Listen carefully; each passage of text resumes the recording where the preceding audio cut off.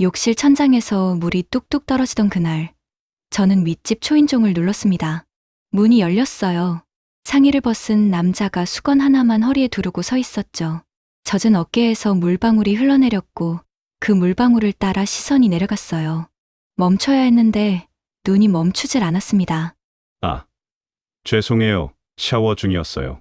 그의 목소리는 낮았고 제 심장은 너무 빨랐어요. 55년을 살아오면서 이런 떨림은 처음이었습니다. 아니, 있었을 거예요. 그런데 너무 오래전 일이라 기억이 나지 않았죠. 욕실 바닥에 함께 무릎 꿇고 앉아 배관을 들여다보던 그 순간, 그의 무릎이 제 무릎에 닿았어요. 떼야 했는데 떼지 못했습니다. 그날 밤부터 저는 잠들지 못했어요. 물이 천장에서 떨어지기 시작한 건 목요일 저녁이었어요. 처음엔 한두 방울이었습니다. 욕실 천장 모서리에서 똑똑 소리를 내며 떨어지더니 점점 빨라졌죠. 저는 대야를 받쳐놓고 한숨을 쉬었어요. 이혼하고 혼자 산 지 7년. 이런 일은 늘 혼자 처리해야 했습니다. 관리사무소는 이미 퇴근했고 윗집에 직접 올라가는 수밖에 없었어요. 엘리베이터를 타고 5층에서 6층으로 올라가는 동안 거울에 비친 제 모습을 봤습니다. 55세, 머리는 어깨까지 내려오는 단발이었고 옅은 화장은 아직 지워지지 않았어요. 치과 상담실장으로 일하면서 몸매 관리는 꾸준히 했습니다. 그래도 목선의 주름과 손등의 핏줄은 숨길 수 없었죠. 602호 앞에 섰어요. 초인종을 누르기 전에 한번 심호흡했습니다. 이 집에 남자 혼자 산다는 건 알고 있었어요. 가끔 복도에서 마주치면 가볍게 목례만 했죠. 말을 섞어본 적은 없었습니다. 초인종 소리가 울렸어요. 발소리가 들렸고 문이 열렸습니다. 그리고 저는 숨을 멈췄어요. 상의를 입지 않은 남자가 서 있었습니다. 허리에 수건 하나만 두른 채였어요. 젖은 머리에서 물방울이 이마로 흘러내렸고 어깨와 가슴에도 물기가 그대로 남아 있었습니다. 58세쯤 되어 보이는 나이였지만 몸은 단단했어요. 배에 군살은 없었고 팔 근육은 여전히 살아 있었죠. 수건 아래로 드러난 허벅지의 윤곽이 눈에 들어왔습니다. 저는 시선을 돌려야 한다는 걸 알았어요. 그런데 눈이 움직이지 않았습니다. 아, 죄송해요. 샤워 중이었어요. 그의 목소리는 낮고 차분했어요. 당황한 기색은 없었습니다. 오히려 저만 얼굴이 뜨거워졌죠. 아, 저 아래층인데요. 욕실 천장에서 물이 새서요. 말을 하는 동안에도 시선은 자꾸 그의 가슴팍으로 갔어요. 물방울 하나가 쇄골에서 가슴 중앙으로 천천히 흘러내렸습니다. 그 궤적을 눈으로 따라갔죠. 그가 고개를 끄덕이며 문을 더 열었어요. 들어오세요. 확인해 봐야겠네요. 안으로 들어서는 순간 샤워 후의 습기와 비누 냄새가 코끝을 스쳤습니다. 남자 특유의 냄새도 섞여 있었어요. 은은하게 퍼지는 그 향기에 심장이 두근거렸습니다. 그는 복도를 지나 욕실로 향했어요. 저는 그의 뒤를 따라갔죠. 젖은 등판의 근육이 움직일 때마다 어깨뼈가 살짝 튀어나왔다 들어갔다 했어요. 허리에 묶인 수건이 위태롭게 흔들렸습니다. 욕실 문을 열자 김이 확 쏟아져 나왔어요. 바닥은 물기로 미끄러웠고 거울엔 김이 서려 있었습니다. 그가 무릎을 꿇고 앉아 배관을 살폈어요. 저도 자연스럽게 옆에 무릎을 꿇었죠. 좁은 욕실이었습니다. 그의 무릎이 제 무릎에 닿았어요. 따뜻했습니다. 뜨거웠어요. 저는 무릎을 옮겨야 한다는 걸 알았습니다. 그런데 움직이지 못했어요. 그도 무릎을 빼지 않았죠. 타일 바닥의 차가움과 그의 체온이 동시에 느껴졌습니다. 숨을 쉴 때마다 어깨가 스치는 것 같았어요. 실제로 스쳤는지 아니면 제 착각이었는지 구분이 안 됐습니다. 여기 연결 부분이 좀 헐거워졌네요. 그가 배관을 가리키며 말했어요. 저는 그의 손가락을 봤습니다. 굵고 긴 손가락이었죠. 손등에는 핏줄이 도드라져 있었고 손톱은 깔끔하게 정돈되어 있었어요. 그 손이 제 무릎 옆바닥에 짚혔습니다. 손등에서 열기가 느껴졌어요. 욕실 안은 더웠습니다. 김 때문인지 아니면 다른 이유 때문인지 알 수 없었어요. 등에 땀이 배어나기 시작했죠. 그가 몸을 일으키며 수건을 다시 조였어요. 허리춤에서 매듭을 묶는 그의 손가락을 저는 그냥 보고 있었습니다. 시선을 돌릴 생각을 못했어요. 내일 자재 사서 고쳐드릴게요. 그가 말했을 때 저는 그제야 고개를 들었습니다. 우리 눈이 마주쳤어요. 3초였을까요? 5초였을까요? 그의 눈동자는 짙은 갈색이었고 그 안에 제 얼굴이 비쳤습니다. 저는 황급히 일어났어요. 무릎이 후들거렸죠. 현관문을 나서면서 뒤돌아봤을 때 그는 문틈에 기댄 채 저를 보고 있었습니다. 여전히 상의는 없었고 수건만 두르고 있었어요. 엘리베이터 문이 닫히고 나서야 저는 숨을 제대로 쉬었습니다. 집에 돌아와 거울을 봤어요. 얼굴이 빨개져 있었습니다. 그날 밤 이불 속에서 눈을 감았을 때 떠오른 건 그의 어깨에서 흘러내린 물방울이었어요. 그리고 무릎이 닿았던 그 온기였습니다. 그날 밤 잠들지 못했어요. 침대에 누워 천장을 바라보는데 자꾸 그의 모습이 떠올랐습니다. 젖은 어깨, 수건 아래로 드러난 허벅지, 그리고 무릎이 닿았던 그 순간의 온기. 저는 베개를 뒤집으며 한숨을 쉬었어요. 55세에 이런 감정을 느낀다는 게 부끄러웠습니다. 아니, 부끄럽다기보다는 당황스러웠죠. 7년 전 이혼하고 나서 남자를 의식해본 적이 없었어요. 아니, 의식하지 않으려고 애썼습니다. 전 남편 생각이 났어요. 결혼 15년 차쯤부터였을까요? 그는 저를 안지 않았습니다. 옆에 누워도 등만 보였고 손 한 번 잡지 않았어요. 제가 먼저 다가가면 피곤하다는 말만 돌아왔죠. 처음엔 서운했어요. 그 다음엔 화가 났고 나중엔 체념했습니다. 이게 중년 부부의 현실이지. 스스로를 그렇게 타이르며 살았어요. 욕망이라는 게 나이가 들면 자연스럽게 사라지는 줄 알았습니다.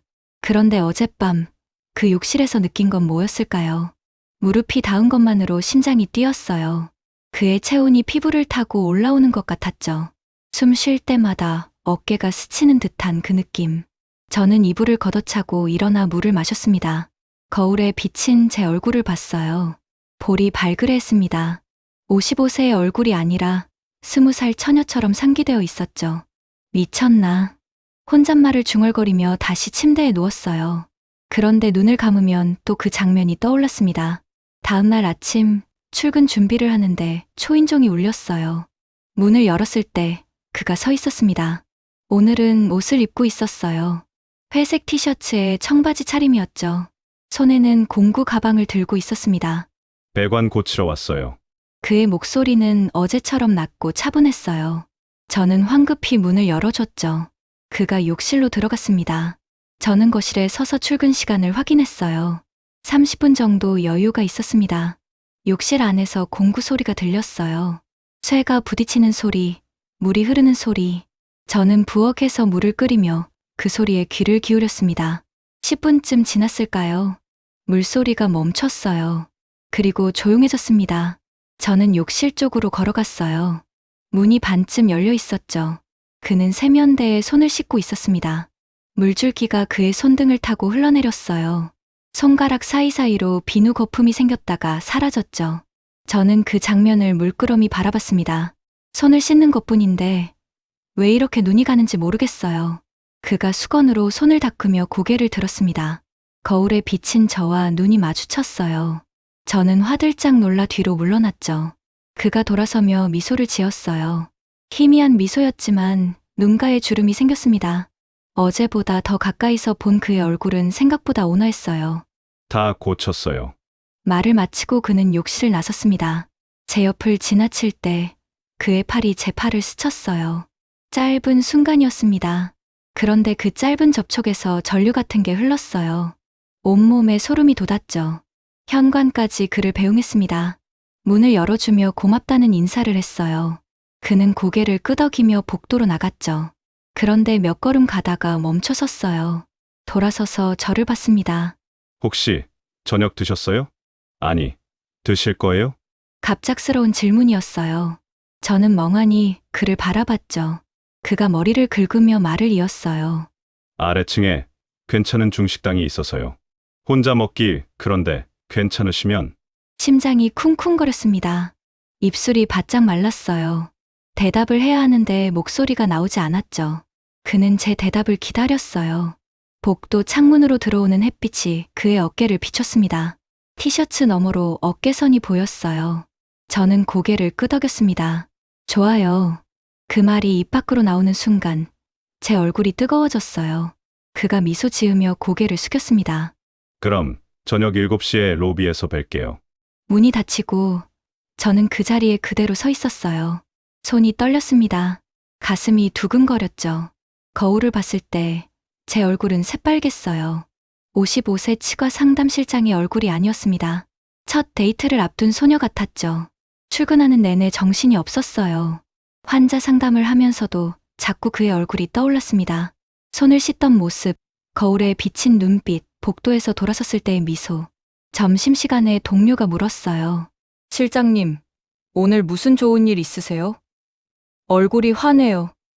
저는 아무렇지 않은 척 웃으며 고개를 저었죠. 그런데 화장실 거울을 봤을 때 정말 제 얼굴이 환했어요. 7년 만에 처음 보는 표정이었습니다. 퇴근 시간이 다가올수록 긴장됐어요. 손바닥에 땀이 났죠. 옷장 앞에서 한참을 고민했습니다. 무엇을 입어야 할까? 너무 꾸민 것 같아도 이상하고 너무 수수해도 싫었어요. 결국 베이지색 블라우스에 검은색 슬랙스를 입었습니다. 목걸이를 하나 걸치고 향수를 손목에 살짝 뿌렸어요. 거울을 보며 스스로에게 물었습니다. 이게 뭐 하는 짓이야? 그런데 입가엔 미소가 번지고 있었어요. 7시 5분 전 로비로 내려갔습니다. 그는 이미 와 있었어요. 소파에 앉아 휴대폰을 보고 있다가 저를 보자 일어섰죠. 오늘은 남색 셔츠를 입고 있었어요. 소매를 팔꿈치까지 걷어올린 팔뚝이 눈에 들어왔습니다. 우리는 나란히 아파트 밖으로 걸어 나갔어요. 어깨가 스칠듯 말듯한 거리였습니다. 저녁 바람이 불었고 그 바람에 그의 냄새가 살짝 실려왔어요. 비누 향이었습니다. 그리고 그 아래 깔린 남자 특유의 따뜻한 채취. 저는 그 냄새를 들이마시며 걸었어요. 이 순간이 꿈만 같았습니다. 제시도샤.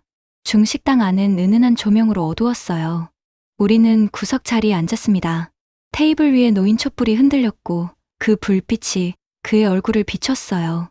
턱선이 또렷했고 눈가의 주름이 오히려 남성적으로 보였죠. 메뉴판을 보는 척했지만 글자가 눈에 들어오지 않았습니다. 음식이 나왔고 우리는 젓가락을 들었어요. 그런데 먹는 둥 마는 둥 했죠. 자꾸 서로를 훔쳐봤습니다. 그가 물잔을 들었을 때 그의 손가락이 눈에 들어왔어요. 길고 굵은 손가락이었죠. 물을 마시는 그의 목선이 움직였습니다. 후두가 위아래로 움직일 때마다 저는 시선을 떼지 못했어요. 식사가 끝나갈 무렵 그가 조용히 말했습니다. 혼자 사시죠? 저는 고개를 끄덕였어요. 저도요, 3년 됐어요. 그의 목소리에 무게가 실렸습니다. 아내를 잃었다는 걸 알았어요. 복도에서 검은 리본을 단 그를 본 적이 있었죠. 외롭지 않으세요? 제가 물었습니다. 그는 잠시 멈칫하더니 씁쓸하게 웃었어요. 매일요. 그 한마디에 제 가슴이 먹먹해졌습니다. 아파트로 돌아오는 길, 우리는 말없이 걸었어요. 엘리베이터를 탔습니다. 문이 닫히자 좁은 공간 안에 우리 둘만 남았어요. 거울에 비친 우리 모습이 보였죠. 나란히 선 두 사람. 어깨 사이의 거리는 10cm쯤. 5층에서 엘리베이터가 멈췄습니다. 저는 내려야 했어요. 그런데 발이 떨어지지 않았죠. 그가 말했습니다. 들어가세요, 조심히. 저는 고개를 끄덕이고 밖으로 나왔어요. 뒤돌아봤을 때 그는 여전히 엘리베이터 안에 서 있었습니다. 문이 닫히기 직전 우리 눈이 마주쳤어요. 그의 눈빛이 달라 보였습니다. 집에 들어와 소파에 앉았을 때 온몸에 힘이 쭉 빠졌어요. 가슴이 아팠습니다. 뭔가 채워지지 않는 허기 같은 게 올라왔죠. 7년 동안 묻어뒀던 감정이 한꺼번에 터져나오는 것 같았어요. 침대에 누웠지만 잠들 수 없었습니다. 자꾸 그의 목소리가 들렸어요. 매일 외로워요. 그 말이 귓가에 맴돌았죠. 저도 외로웠어요. 매일, 매 순간. 다음 날은 토요일이었습니다. 아침부터 청소를 하고 빨래를 했어요. 그런데 집중이 안 됐죠. 자꾸 창밖을 봤습니다. 윗집에서 발소리가 날 때마다 심장이 뛰었어요. 오후 2시쯤 복도에서 그와 마주쳤습니다. 그는 장을 보고 오는 길이었어요. 장바구니에 채소와 고기가 들어 있었죠. 저는 쓰레기 봉투를 들고 있었고요. 우리는 동시에 멈춰섰습니다. 안녕하세요. 그가 먼저 인사했어요. 저도 고개를 숙였죠. 그리고 어색한 침묵이 흘렀습니다. 그가 장바구니를 들어 보이며 말했어요. 혼자 먹기엔 많이 샀네요. 혹시 같이 드실래요? 심장이 쿵 내려앉았습니다. 저는 쓰레기 봉투를 꽉 쥐었어요. 손바닥에 땀이 났죠. 고개를 끄덕였습니다. 30분 후 저는 그의 집 앞에 서 있었어요. 샤워를 하고 옷을 갈아입고 머리를 단정히 빗었죠. 향수도 뿌렸습니다. 거울을 보며 스스로에게 물었어요. 지금 뭐 하는 거야? 초인종을 눌렀습니다. 문이 열렸고 그가 웃으며 맞아줬어요. 앞치마를 두르고 있었죠. 그 모습이 묘하게 다정해 보였습니다. 거실로 들어서자 음식 냄새가 났어요. 마늘과 간장이 섞인 구수한 향이었죠. 앉으세요. 곧 다 돼요. 저는 식탁에 앉아 그가 요리하는 모습을 봤습니다. 칼을 다루는 손놀림이 능숙했어요. 고기를 뒤집을 때 팔 근육이 움직였죠. 10분쯤 지나 음식이 차려졌습니다. 불고기, 된장찌개, 나물 몇 가지. 생각보다 정성스러운 상차림이었어요. 아내가 좋아하던 메뉴예요. 그가 조용히 말했습니다. 목소리에 그리움이 묻어났어요. 저는 젓가락을 들며 그를 봤죠. 그는 밥을 뜨고 있었습니다. 고개를 숙인 그의 뒷목이 보였어요.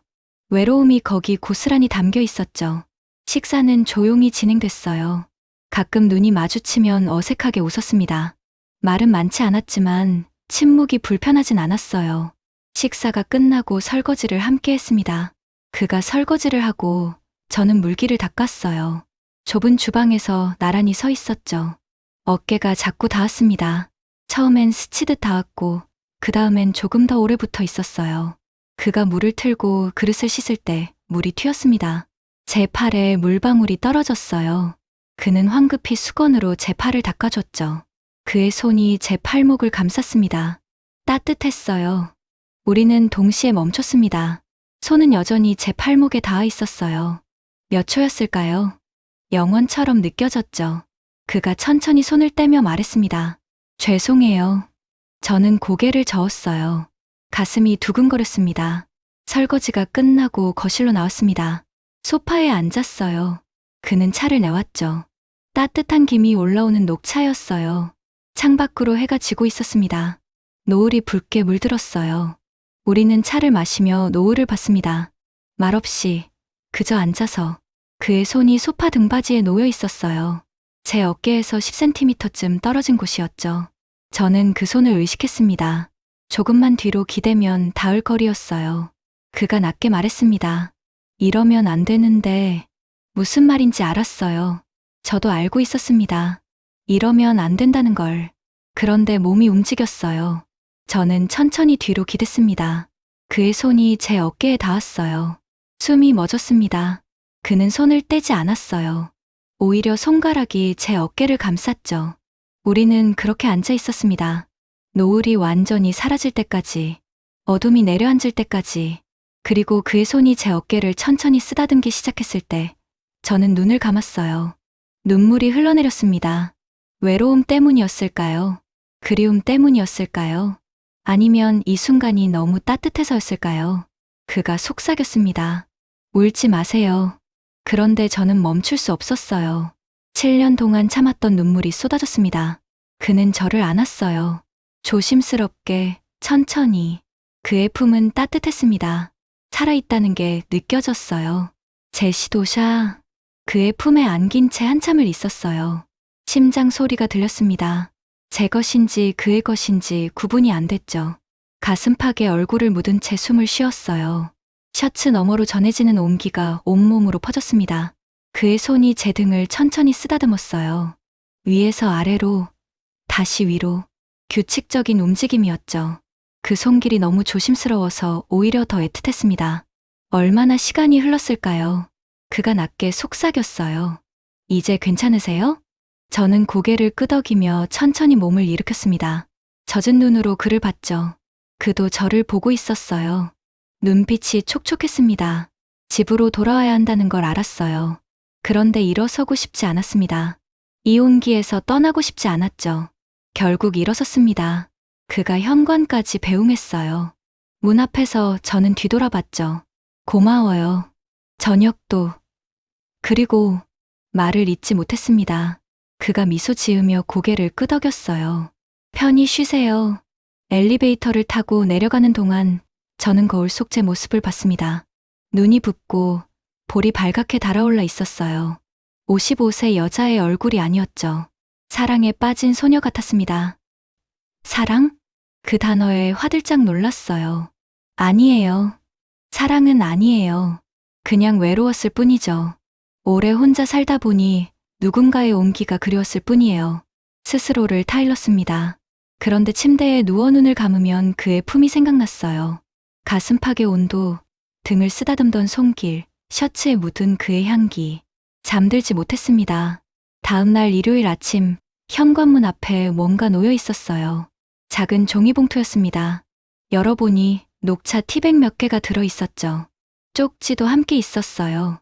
어제 드셨던 차예요. 맛있게 드세요. 단정한 글씨체였습니다. 저는 그 쪽지를 한참 들여다봤어요. 손끝으로 글자를 따라가며 읽고 또 읽었죠. 물을 끓여 차를 우렸습니다. 어제 그의 집에서 마셨던 바로 그 향이었어요. 김이 올라오는 찻잔을 두 손으로 감싸며 창밖을 봤죠. 6층 베란다가 보였습니다. 그곳에 그가 서 있었어요. 저와 똑같이 찻잔을 들고 있었죠. 고개를 들더니 아래를 봤습니다. 우리 눈이 마주쳤어요. 그가 손을 들어 가볍게 흔들었습니다. 저도 손을 들었어요. 멀리서 봐도 그의 미소가 보였습니다. 가슴이 두근거렸어요. 그날 오후 마트에 다녀오는 길에 또 그와 마주쳤습니다. 주차장 입구에서였어요. 그도 장을 보고 오는 중이었죠. 또 만나네요. 그가 웃으며 말했습니다. 저도 따라 웃었어요. 엘리베이터를 함께 탔습니다. 문이 닫히자 좁은 공간 안에 우리 둘만 남았어요.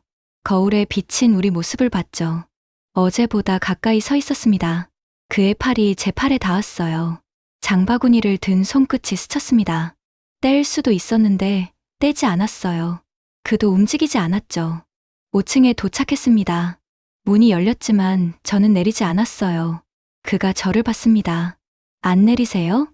저는 고개를 저었어요. 6층까지 갈게요. 그의 눈빛이 흔들렸습니다. 6층에서 우리는 함께 내렸어요. 그의 집 앞에 섰을 때 그가 열쇠를 꺼내다 멈칫했습니다. 들어오실래요? 목소리가 조금 떨렸어요. 저도 떨렸습니다. 고개를 끄덕였죠. 문이 열리고 우리는 안으로 들어갔어요. 현관에서 신발을 벗는 동안 심장이 터질 것 같았습니다. 손이 떨려서 슬리퍼를 제대로 신지 못했어요. 거실로 들어섰습니다. 어제와 같은 공간이었지만 오늘은 공기가 달랐어요. 무겁고 뜨거웠습니다. 그가 장바구니를 주방에 내려놓았어요. 저는 소파에 가방을 놓았죠. 돌아서자 그가 바로 앞에 서 있었습니다. 가까웠어요. 숨소리가 들렸습니다. 그의 손이 천천히 올라왔어요. 제 볼을 감쌌죠. 따뜻한 손바닥이었습니다. 거칠지만 부드럽게 제 뺨을 쓰다듬었어요. 눈을 감았습니다. 손길이 턱선을 따라 내려왔어요. 목덜미를 스쳤고 어깨에 닿았죠. 숨이 가빠졌습니다. 그가 속삭였어요. 안 되면 말해요. 저는 눈을 뜨고 그를 봤습니다. 대답 대신 그의 셔츠 단추에 손을 올렸어요. 첫 번째 단추를 풀었습니다. 손이 떨렸지만 멈추지 않았어요. 두 번째, 세 번째, 셔츠가 벌어지며 가슴이 드러났습니다. 탄탄한 가슴팍이었어요. 숨을 쉴 때마다 오르내렸죠. 제 손을 그곳에 올려놓았습니다. 심장이 뛰고 있었어요. 빠르고 강하게 그가 제 손을 감싸주었습니다. 그리고 천천히 자기 입술로 가져갔어요. 손등에 입맞춤했죠. 뜨거웠습니다. 그의 입술이 손가락 하나하나를 지나갔어요. 손바닥, 손목, 팔뚝, 키스가 팔을 타고 올라왔습니다. 저는 눈을 감고 그 감촉에 몸을 맡겼어요. 그가 저를 소파로 이끌었습니다. 앉혔어요. 무릎을 꿇고 제 앞에 앉았죠. 올려다보는 그의 눈빛이 간절했습니다. 정말 괜찮아요? 저는 고개를 끄덕였어요. 그의 손이 제 허리를 감쌌습니다. 천천히 블라우스 단추를 풀었어요. 하나, 둘, 셋. 옷깃이 벌어졌습니다. 그의 시선이 제 목선을 따라 내려갔어요. 쇄골, 가슴 위, 배꼽 위. 저는 숨을 참았습니다. 그가 블라우스를 완전히 벗겼어요. 55세의 몸이었습니다. 탄력은 예전 같지 않았고 여기저기 세월의 흔적이 남아 있었죠. 부끄러웠어요. 팔로 가슴을 가리려 했습니다. 그가 제 손을 잡았어요. 아름다워요. 그 말에 눈물이 났습니다. 그는 제 배에 이마를 기댔어요. 그리고 입맞춤했죠. 배꼽 위, 갈비뼈 아래, 가슴 사이. 온몸이 전율했습니다. 7년 만에 느끼는 감각이었어요. 아니, 평생 이렇게 간절하게 원한 적이 없었을지도 몰라요. 그가 저를 일으켜 세웠습니다. 침실로 이끌었어요. 문이 닫혔고 커튼이 쳐진 어두운 방 안에서 우리는 서로를 안았습니다. 옷이 벗겨졌어요. 피부가 맞닿았죠. 뜨거웠습니다. 그의 손이 제 등을 타고 내려갔어요. 허리를 감쌌고 엉덩이를 쓰다듬었죠. 저도 그의 등을 더듬었습니다. 근육의 결을 따라 손가락을 움직였어요. 침대에 누웠습니다. 그가 제 위로 올라왔어요. 무게가 느껴졌습니다. 따뜻하고 단단한 몸이었죠. 입술이 맞닿았어요. 깊고 느린 키스였습니다. 혀가 얽혔고 침이 섞였어요. 숨이 가빠졌습니다. 그의 손이 제 허벅지 안쪽을 쓰다듬었어요. 저는 다리를 벌렸습니다. 그가 천천히 안으로 들어왔어요. 저는 신음을 삼켰습니다. 오래 잊고 있었던 감각이 되살아났어요. 채워지는 느낌, 하나가 되는 순간, 그는 천천히 움직였습니다. 깊고 느리게 제 몸이 그를 받아들였어요. 땀이 났습니다. 그의 등에서, 제 이마에서 침대 시트가 젖었어요. 움직임이 빨라졌습니다. 저는 그의 등을 긁었어요. 손톱 자국이 남았을 거예요. 절정이 왔습니다. 그와 거의 동시에 우리는 서로를 꽉 껴안은 채 떨었어요. 한참을 그렇게 있었습니다. 그가 옆으로 누우며 저를 안았어요. 땀에 젖은 몸이 서로 붙어 있었죠. 창밖에서 노을이 지고 있었습니다. 붉은 빛이 커튼 틈새로 들어와 침실을 물들였어요. 그의 심장 소리를 들으며 눈을 감았습니다. 7년 만에 느끼는 평온이었어요. 제 시도샤, 그의 품에서 잠들었어요. 얼마나 잤을까요? 눈을 떴을 때는 이미 어두웠습니다. 커튼 사이로 달빛이 새어 들어왔죠. 그는 여전히 저를 안고 있었어요. 규칙적인 숨소리가 들렸습니다. 잠든 그의 얼굴을 봤어요. 평온해 보였죠. 저는 조심스럽게 몸을 일으켰습니다. 옷을 주워 입고 거실로 나왔어요. 핸드백에서 휴대폰을 꺼냈죠. 부재중 전화가 3통 있었습니다. 딸에게서였어요. 가슴이 철렁했습니다. 문자를 확인했어요. 엄마, 내일 점심 같이 먹어요. 할 얘기 있어요. 평범한 문장이었지만 왠지 불길했습니다. 침실에서 물소리가 들렸어요. 그가 일어난 모양이었죠. 저는 황급히 신발을 신었습니다. 집으로 돌아가야 했어요. 이 상황이 갑자기 두려워졌죠. 현관문을 열려는 순간 그가 나왔습니다. 가세요? 목소리가 아쉬워 보였어요. 네, 늦었어요. 저는 제대로 그를 보지 못하고 말했습니다. 내일 봐요. 아침 먹고 연락할게요. 그가 제 손을 잡았어요. 따뜻했죠. 조심히 들어가요. 고개를 끄덕이고 문을 나섰습니다. 엘리베이터 안에서 거울을 봤어요. 헝클어진 머리, 붉어진 볼, 부은 입술. 누가 봐도 알 수 있는 얼굴이었죠. 집에 들어와 샤워를 했습니다. 뜨거운 물이 몸을 타고 흘러내렸어요. 그의 손길이 닿았던 곳들이 아직도 따끔거렸죠. 배, 허리, 허벅지, 거울을 봤습니다. 여기저기 붉은 자국이 남아 있었어요. 목, 쇄골, 가슴 위, 그의 입술이 지나간 흔적들이었죠. 55세의 몸에 남은 사랑의 흔적, 부끄러우면서도 묘하게 뿌듯했습니다. 다음 날 점심, 딸을 만났어요. 역 앞 레스토랑이었습니다. 딸은 이미 와서 기다리고 있었죠.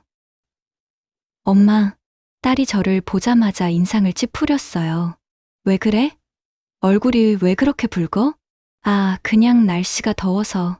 얼버무렸습니다. 딸은 의심스러운 눈빛으로 저를 봤어요. 메뉴를 주문하고 앉았습니다. 딸이 물을 한 모금 마시더니 말했어요. 엄마, 요즘 윗집 남자 자주 보시죠? 심장이 철렁 내려앉았습니다. 어떻게 알았어? 지난주에 아파트 갔었잖아요. 마침 주차하는데 엄마가 어떤 남자랑 나란히 걷는 거 봤어요. 딸의 목소리가 차가워졌어요. 그 사람, 이석훈 씨 맞죠? 3년 전에 부인 돌아가신. 그래, 아는구나. 친구, 엄마가 같은 아파트 사세요.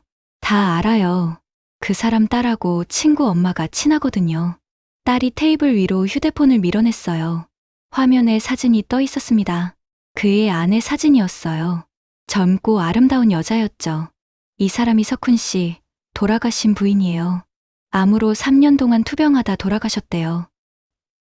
알아. 그런데 아세요? 그 사람 부인 돌아가시던 날, 석훈 씨가 병원에 없었대요. 숨이 막혔습니다. 뭐라고? 병원에 없었어요. 부인이 마지막 숨 거두는 순간에 딸이 아빠 찾아서 미쳐버릴 뻔했대요. 딸이 휴대폰을 치우며 말했어요. 그 사람, 부인 죽을 때까지 바람 피웠대요. 동네에서 다 아는 얘기예요. 가슴이 무너져 내렸습니다. 그럴 리 없어. 엄마, 제대로 알고 만나셨어요? 그 사람 딸이 얼마나 아빠 원망하는지 아세요? 딸이 있어? 32이에요. 결혼도 안 하고 혼자 살아요. 아빠 때문에 남자를 못 믿는데요. 음식이 나왔지만 먹을 수가 없었어요. 딸이 한숨을 쉬며 말했습니다. 엄마, 그 사람한테 속지 마세요. 외로운 중년 여자들 꼬시는 거 전문이래요. 엄마가 처음이 아니에요. 뭐? 작년에도 아래층 여자랑 사귀다가 헤어졌대요. 그 여자가 석훈 씨 딸한테 찾아가서 난리 쳤다고 하더라고요. 머리가 하얘졌습니다. 어제 그 침실에서 그의 품에서 느꼈던 모든 게 거짓말처럼 느껴졌어요. 엄마, 정신 차려요. 그 사람 엄마 이용하는 거예요. 외로운 여자들 찾아다니면서 위로해주는 척하고 잠자리 갖고 질리면 버리는 거예요. 딸의 말이 칼날처럼 꽂혔습니다. 아직 시작 단계니까 지금 끊으세요. 더 깊어지면 엄마만 다쳐요. 식사를 마치고 집으로 돌아왔어요. 엘리베이터를 타는데 6층 버튼이 눌러져 있었습니다. 누군가 내려오는 중이었죠. 6층에서 문이 열렸어요. 젊은 여자가 타더니 저를 봤습니다. 502로 사시는 분이시죠? 심장이 쿵 내려앉았어요. 네, 저 이지은이에요. 602호 이석훈 딸. 그녀는 또렷한 눈으로 저를 봤습니다. 적대감이 서려 있었어요. 아버지가 패 끼쳐드린 것 같아서요. 죄송해요. 아니에요, 패라니요. 배관 고쳐드렸다고 들었어요. 그런데 그걸로 끝났으면 좋겠어요. 목소리가 차가웠습니다. 저희 아버지, 아직도 밤마다 엄마 꿈꿔요. 엄마 죽은 지 3년 됐는데도요. 엘리베이터가 1층에 도착했어요. 그녀가 내리기 전에 돌아서며 말했습니다. 당신이 그 빈자리 채울 수 있을 것 같아요. 죽은 사람하고 경쟁할 자신 있으세요? 문이 닫혔습니다. 저는 그 자리에 멍하니 서 있었어요. 집에 들어와 소파에 주저앉았습니다. 휴대폰에 그에게서 문자가 와 있었어요. 오늘 저녁 어때요? 맛있는 거 해드릴게요. 평범한 문장이었습니다. 그런데 이제는 달리 보였어요. 외로운 여자들 꼬시는 거 전문. 엄마가 처음이 아니에요. 딸의 목소리가 귓가에 맴돌았습니다. 저는 휴대폰을 내려놓고 창밖을 봤어요. 6층 베란다가 보였습니다. 그곳에 그가 서 있었어요. 아래를 내려다보고 있었죠. 우리 눈이 마주쳤습니다. 그가 손을 들어 흔들었어요. 저는 커튼을 확 닫아버렸습니다. 침실로 들어가 이불을 뒤집어 썼어요. 어제까지만 해도 행복했습니다. 그런데 지금은 모든 게 거짓처럼 느껴졌어요. 그의 손길, 속삭임, 키스. 다 연습된 것일까요? 저 말고도 많은 여자들이 그렇게 속았을까요? 눈물이 났습니다. 바보 같았어요. 55세의 사랑을 꿈꿨다는 게 제 시도샤. 사흘 동안 그의 연락을 무시했어요. 문자가 왔고 전화가 왔지만 받지 않았습니다. 집 밖으로 나갈 때도 그와 마주칠까봐 엘리베이터 대신 계단을 이용했죠. 밤에는 커튼을 꼭꼭 닫아놓았어요. 6층 베란다가 보이지 않게. 넷째 날 밤, 초인종이 울렸습니다. 밤 10시였어요. 인터폰 화면을 봤죠. 그가 서 있었습니다. 무시했어요. 그런데 초인종이 계속 울렸습니다. 5번, 10번, 20번. 결국 문을 열었습니다. 현관문 틈으로 그가 보였어요. 얼굴이 수척해 보였죠. 왜 피하세요? 그의 목소리는 간절했습니다. 피하는 게 아니에요. 바빴어요. 거짓말이잖아요. 그가 한 발짝 다가섰어요. 제가 뭘 잘못했어요? 말해주세요. 잘못한 거 없어요. 그냥 이젠 만나지 말아요. 왜요? 당신 딸 만났어요. 그의 얼굴이 굳었습니다. 지은이를? 네. 그리고 제 딸한테도 들었어요. 당신에 대해서. 그가 고개를 떨구었어요. 뭘 들으셨는데요? 부인 돌아가시던 날 병원에 없었다고요. 그리고 작년에도 다른 여자 만났다고. 그는 한동안 아무 말도 하지 않았습니다. 그러다 낮게 말했어요.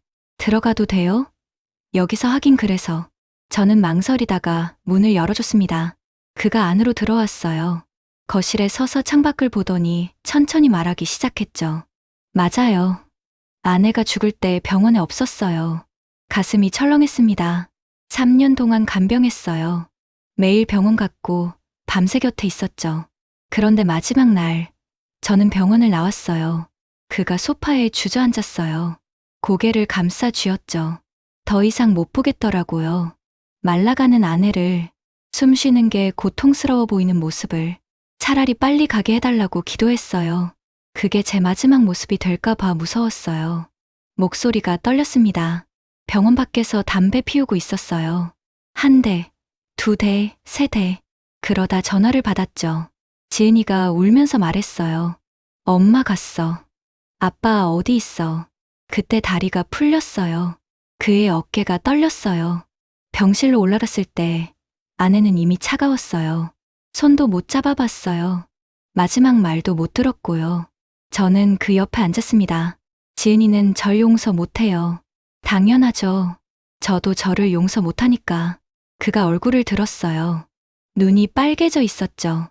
작년에 만난 여자 얘기도 사실이에요. 혼자 사는 게 너무 외로워서 누군가 필요했어요. 그런데 3개월 만에 헤어졌어요. 왜요? 제가 그 사람을 사랑하지 않는다는 걸 알았으니까요. 그냥 외로움을 채우려고 이용한 거였어요. 그게 비겁하다는 걸 알면서도 그가 제 손을 잡았어요. 그런데 당신은 달랐어요. 거짓말 아니에요. 그의 손이 떨리고 있었습니다. 욕실에서 당신 봤을 때부터 알았어요. 이 사람은 나랑 똑같이 외롭구나. 똑같이 아파하고 있구나. 눈물이 흘러내렸어요. 그의 눈에서 당신 품에 안겨 있을 때 처음으로 편안했어요. 죄책감 없이 누군가를 안을 수 있었어요. 아내 생각 안 하고도요. 저도 눈물이 났습니다. 그런데 지은이는 어떻게 해요? 딸이 당신을 그렇게 미워하는데. 설득할게요. 시간이 걸려도요. 안 돼요. 저도 딸이 있어요. 제 딸도 반대해요. 우리 사이를. 그럼 어떻게 해요? 이대로 끝내요? 그가 제 어깨를 잡았습니다. 당신 없으면 다시 외로워요. 견딜 수 없을 만큼. 저도 알고 있었어요. 저도 그랬으니까. 사흘 동안 그를 피하면서 얼마나 외로웠는지. 그의 체온이 그리웠고 목소리가 듣고 싶었고 그냥 옆에 있는 것만으로도 좋았어요. 그가 저를 안았습니다. 꽉 껴안았어요. 떠나지 마요. 제발. 그의 심장 소리가 들렸습니다. 빠르고 불규칙하게 뛰고 있었어요. 저도 그를 안았죠. 한참을 그렇게 있었습니다. 눈물이 서로의 어깨를 적셨어요. 그가 제 얼굴을 들어 올렸습니다. 엄지로 눈물을 닦아주며 말했어요. 사랑해요. 처음 듣는 말이었어요. 전 남편에게도 들어본 적 없는. 저도 말을 잇지 못했습니다. 목이 메었죠. 그가 키스했어요. 눈물 섞인 키스였습니다. 짜고 뜨거웠어요. 옷이 벗겨졌습니다. 거실 바닥에서, 소파에서, 그리고 침실로 이어졌어요. 어제보다 더 간절했습니다. 그의 손이 제 온몸을 더듬었어요. 목, 가슴, 배, 허벅지. 마치 제 모든 걸 기억하려는 듯 천천히, 꼼꼼하게. 저도 그를 만졌습니다. 등판의 근육, 팔뚝의 힘줄, 단단한 가슴. 손끝으로 그의 윤곽을 그렸어요. 그가 제 안으로 들어왔을 때 저는 신음을 참지 못했습니다. 아, 그도 신음했어요. 낮고 거친 소리였죠. 움직임이 느렸습니다. 깊고 천천히, 마치 영원히 이러고 싶다는 듯이. 땀이 흘렀어요. 그의 이마에서, 제 목덜미에서 침대 시트가 젖었습니다. 그가 속삭였어요. 당신만 있으면 돼요. 다른 건 아무것도 필요 없어요. 저도 속삭였죠. 저도요. 당신만. 절정이 왔습니다. 동시에 터져 나왔어요. 그는 제 안에서 떨었고 저도 온몸으로 떨었습니다. 한참을 그렇게 붙어 있었어요.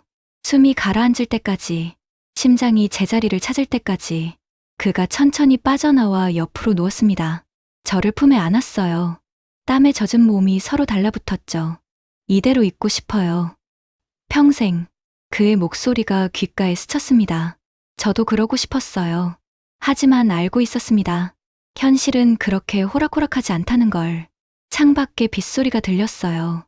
언제 내리기 시작했는지 모르겠습니다. 빗방울이 창을 두드렸어요. 그 소리를 들으며 저는 그의 품에서 잠들었습니다. 내일 일은 내일 생각하기로 했어요. 지금 이 순간, 이 온기만으로도 충분했으니까. 아침에 눈을 떴을 때 그는 없었어요. 베개에 쪽지가 놓여 있었습니다. 먼저 일어나서 미안해요. 아침 준비해놨어요. 주방 테이블 위. 저는 그의 셔츠를 걸치고 주방으로 나갔어요. 테이블 위에 토스트와 계란, 과일이 예쁘게 담겨 있었죠. 따뜻한 커피도 보온병에 담겨 있었고요. 옆에 또 쪽지가 있었습니다. 오늘 지은이 만나요. 설득해 볼게요. 기다려 주세요. 가슴이 먹먹했어요. 그가 딸을 설득한다고 해서 달라질까요? 제 딸도 반대하는데 우리가 함께 할 수 있을까요? 토스트를 한 입 베어 물었습니다. 입안에서 씹히는데 아무 맛도 느껴지지 않았어요. 집으로 돌아와 샤워를 했습니다.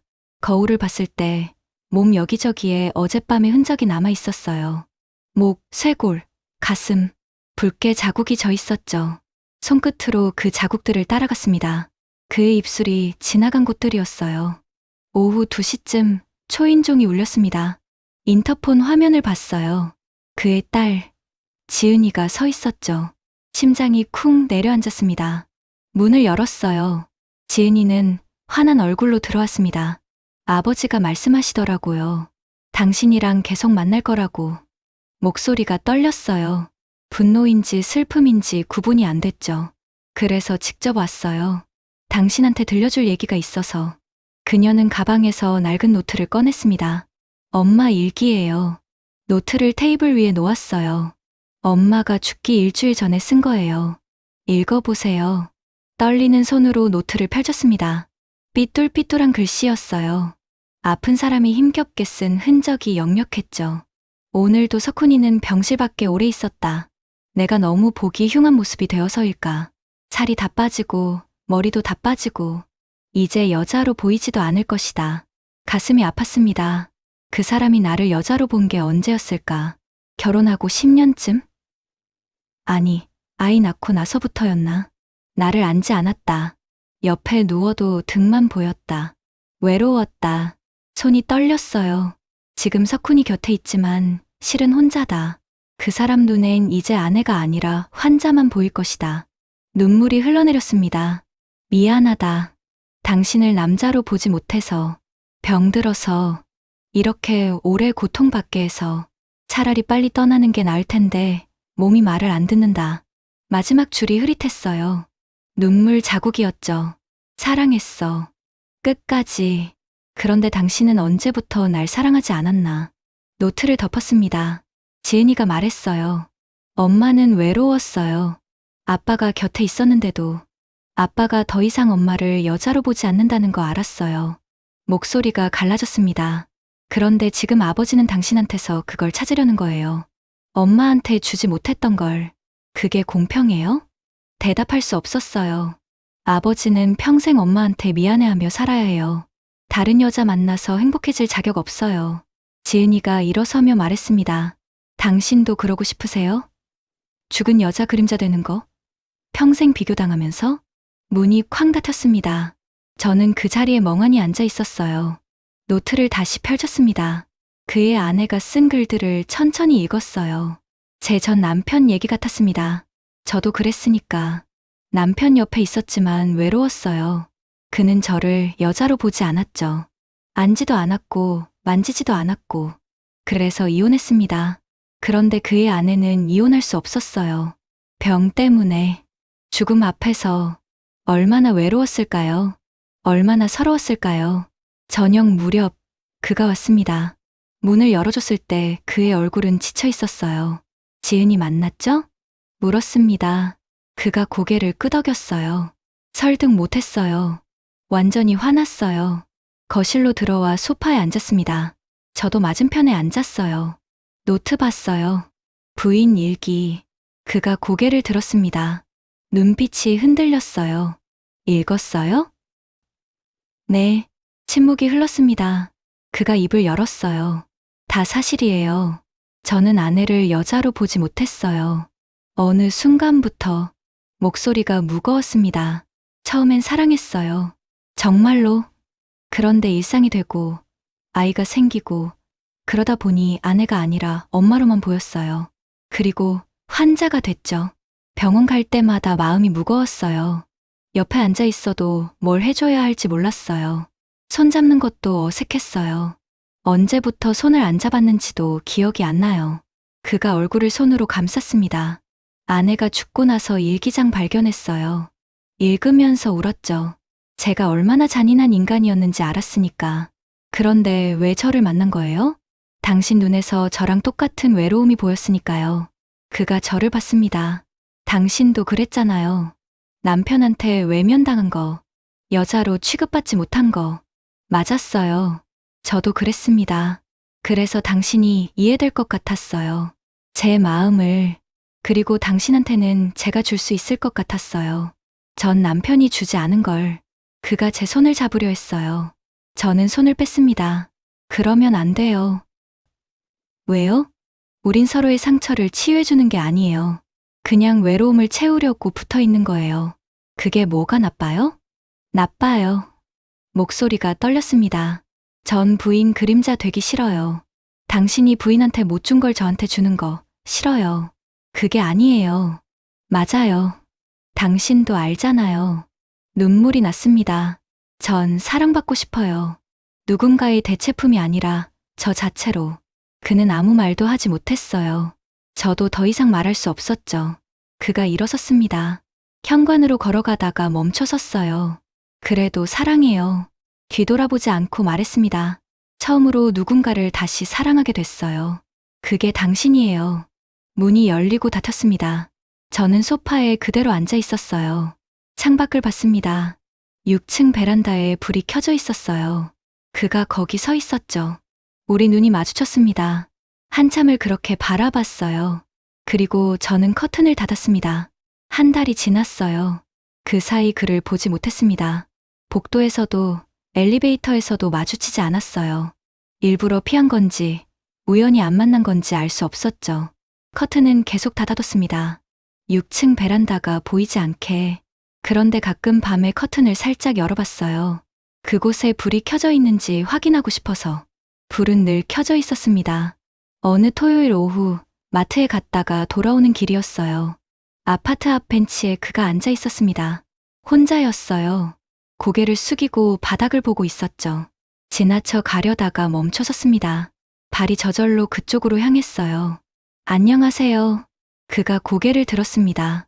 저를 보자 잠시 놀란 표정을 지었어요. 아, 안녕하세요. 어색한 침묵이 흘렀습니다. 앉으세요. 그가 옆자리를 툭툭 쳤어요. 저는 조심스럽게 앉았습니다. 나란히 앉아 앞을 봤어요. 아파트 화단에 코스모스가 피어 있었죠. 바람이 불 때마다 꽃들이 흔들렸습니다. 잘 지냈어요? 그가 물었어요. 네, 당신은요? 그냥 그래요. 목소리가 쓸쓸했습니다. 또 침묵이 흘렀어요. 지은이는 어때요? 제가 물었습니다. 여전히 화나 있어요. 그런데 어제 처음으로 전화 받았어요. 다행이네요. 당신 딸은요? 가끔 연락해요. 걱정하더라고요. 제가 우울해 보인대요. 그가 저를 봤습니다. 우울해요? 저도 그를 봤어요. 조금요. 당신은요? 많이요. 솔직한 대답이었어요. 그의 손이 벤치 위에 놓여 있었습니다. 제 손에서 10cm쯤 떨어진 곳이었죠. 저는 그 손을 봤어요. 미안해요. 그가 말했습니다. 제가 이기적이었어요. 제 외로움만 생각하고 당신 마음은 제대로 헤아리지 못했어요. 아니에요. 저도 마찬가지였어요. 제 손이 천천히 움직였습니다. 그의 손 쪽으로. 손등이 살짝 닿았어요. 그가 손을 뒤집어 제 손을 잡았습니다. 따뜻했어요. 그리웠어요. 그가 속삭였습니다. 매일, 매 순간. 저도 그리웠어요. 그의 체온, 목소리, 존재 자체를. 저도요. 그가 제 손을 꽉 쥐었습니다. 다시 시작할 수 있을까요? 어떻게요? 천천히요. 서두르지 않고, 딸들도 설득하고, 시간이 걸려도 괜찮아요. 저는 그의 얼굴을 봤어요. 한 달 사이 더 여위어 보였습니다. 눈가의 주름도 더 깊어진 것 같았어요. 당신을 부인 대신으로 생각하지 않아요. 그가 진지하게 말했습니다. 아내는 아내예요. 제 과거고, 죄책감이고, 후회예요. 그런데 당신은 달라요. 당신은 현재예요. 그리고 미래일 수도 있고요. 눈물이 날 것 같았어요. 서둘지 않을게요. 당신이 편한 속도로 갈게요. 그냥 곁에만 있게 해주세요. 손을 더 꽉 잡았습니다. 저도 손에 힘을 주었어요. 해가 기울고 있었습니다. 노을이 하늘을 붉게 물들였어요. 우리는 말없이 그 노을을 봤습니다. 손을 맞잡은 채 지나가는 사람들이 우리를 봤을 거예요. 중년의 남녀가 벤치에 앉아 손을 잡고 노을을 보는 모습을 부끄럽지 않았습니다. 오히려 당당했어요. 55세와 58세. 늦었지만 아직 늦지 않았다고 생각했어요. 사랑하기에 해가 완전히 지고 가로등이 켜졌습니다. 그가 일어서며 말했어요. 저녁 같이 먹어요. 오늘은 밖에서. 저도 일어섰습니다. 좋아요. 우리는 아파트를 나섰어요. 나란히 걸었습니다. 어깨가 스쳤고 손은 여전히 맞잡고 있었죠. 바람이 불었어요. 그의 냄새가 바람에 실려왔습니다. 비누 향과 그 아래 깔린 따뜻한 채취. 저는 그 냄새를 들이마시며 걸었어요. 앞으로 어떻게 될지 모릅니다. 딸들이 받아들일지, 우리가 끝까지 함께할 수 있을지. 그런데 지금 이 순간만큼은 확실했어요. 저는 외롭지 않았습니다. 그도 외롭지 않았고요. 우리는 서로의 온기였어요. 사람의 체온, 오래 잊고 살았던 그 온도로 서로를 데우는 중이었습니다. 그리고 그걸로 충분했어요. 지금은